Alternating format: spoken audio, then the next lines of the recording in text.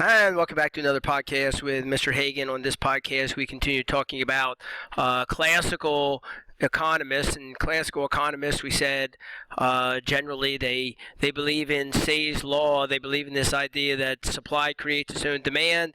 You produce a product, you pay the workers, and then they'll have the money to buy the product. And they also believe that there can be no long-term GDP gaps. GDP gap, remember, is when the actual gross domestic product is different, greater than or less than the potential gross domestic product. And the question is, why might that be true? And we'll deal with that more when we talk about the Keynesians, because the classical economists say it's not true. It won't happen. Okay? Why? Because the market will fix itself. The economy is self-regulating. And so if you have the actual GDP different than the potential, then it will self-regulate and get back to that potential. And today I want to talk a little bit about what that self-regulation process might be. Now, please understand there are lots of different ways that we can talk about this self-regulating process. A lot of it deals with prices and wages, and for now I'm going to ignore those. We'll deal with those more when we draw some graphs.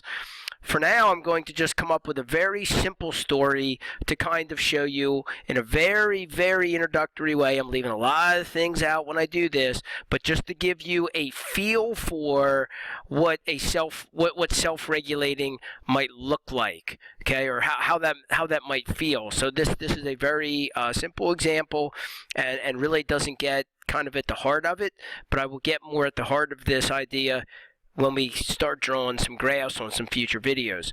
So let's kind of do it this way. Let's think about it this way. Let's say that we have this y equals c plus I plus g plus nx, right? There's our normal formula for the gross domestic product. And income, when we earn income, then you can do two things with your income. You can either engage in savings, or you can engage in consumption. So let's say that consumption for some reason goes down.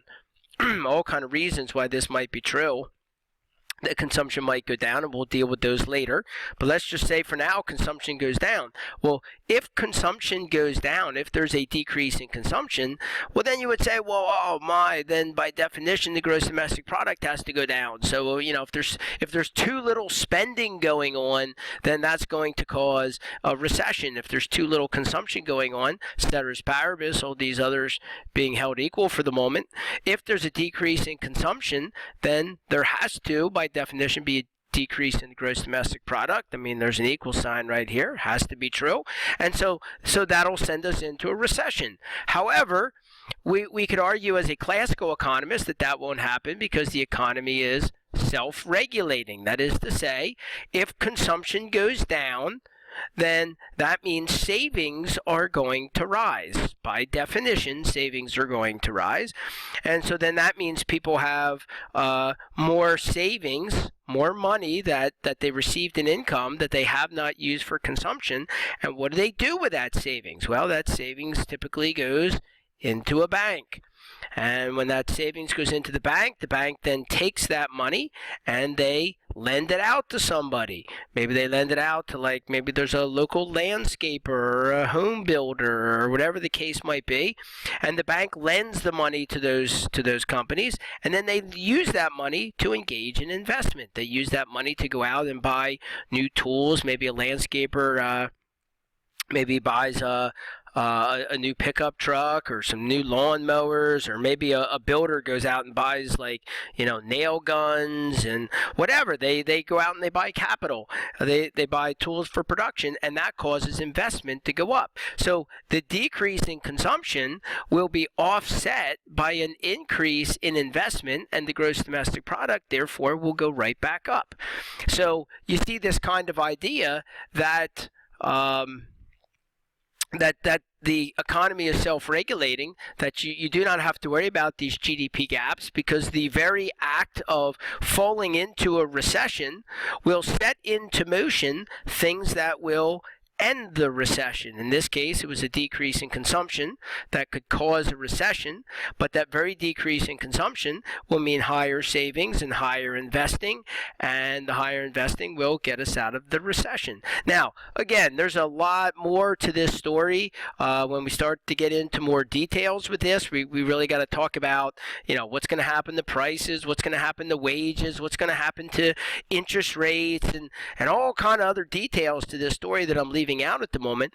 I'm just trying to highlight in a very kind of straightforward, simple way the possibility of a self-regulating economy. So if consumption goes down, causing a recession, it sets into motion the very activities necessary to end the recession, so that if you are producing below potential, it will set into action the forces that will get you back to potential. That's the idea of the classical economist idea of this self-regulating economy. One more thing to say about these classical economists. These classical economists, they tend to be what we call supply-siders. Now, that might not quite be a fair word to use. Kind of politics has picked up on this a little bit, and I don't want to bring into it all that might get tied up with the politics. When I say supply-sider, I'm going to mean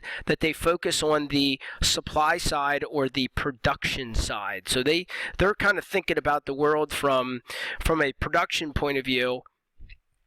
So they tend to focus on production, and they tend to focus on the long run. So the classical economists tend to be supply-siders, and they focus on the long run. And that'll make more sense once we start to build our aggregate demand, aggregate supply model, which will happen in future videos. All right, so this has been Mr. Hagan talking about the classical economists. Thanks for joining me on this podcast, and we'll see you on the next podcast.